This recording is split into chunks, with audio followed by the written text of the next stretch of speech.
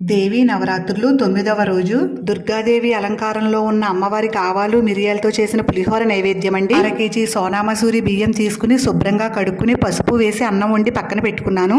కమలాకాయ సైజులో చింతపండుని తీసుకుని గుజ్జు తీసి పెట్టుకున్నాను. బాండీలో 2 టేబుల్ స్పూన్ల ఆవాలు, 1 టీ స్పూన్ ధనియాలు, 1 టీ స్పూన్ మిరియాలు, 1 టీ స్పూన్ మెంతులు, 1 టీ స్పూన్ జీలకర్ర వేసిగా వేపుకుని పొడి చేసి పెట్టుకోవాలి. 12 పచ్చిమిరపకాయలు పొడవుగా తరిగి పెట్టుకోవాలి. చింతపండు గుజ్జులో కొద్దిగా ఆయిల్, 1 టేబుల్ స్పూన్ ఉప్పు, 2 పచ్చిమిర్చి చీలికలు, కొద్దిగా బెల్లం ముక్క వేసి దగ్గరగా ఉడికించి పెట్టుకోవాలి. బాండీలో 1 కప్పు ఆయిల్ వేసి ఆయిల్ వేడిగా అయ్యాక వేరుశనగ గుళ్ళు, శనగపప్పు, మినప్పప్పు, ఆవాలు, జీలకర్ర అన్నీ వేసి కొద్దిగా వేయించి పెట్టుకోవాలి. పప్పులన్నీ కొంచెం వేగిన తర్వాత పచ్చిమిరపకాయ ముక్కలు, అల్లం ముక్కలు, కొద్దిగా ఎండిమిర్చి ముక్కలు, కరివేపాకు వేసి పోపంతా దోరగా వేయించాలి.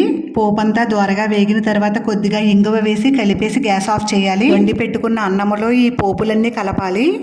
అన్నము పోపులు ఒకసారి కలిపిన తర్వాత ఉడికించి పెట్టుకున్న చింతపండు గుజ్జంతా వేసేసి రుచికి సరిపడా ఉప్పు, గ్రైండ్ చేసి పెట్టుకున్న పులిహోర పొడి వేసి అంతా బాగా కలిసేలా కలపాలి.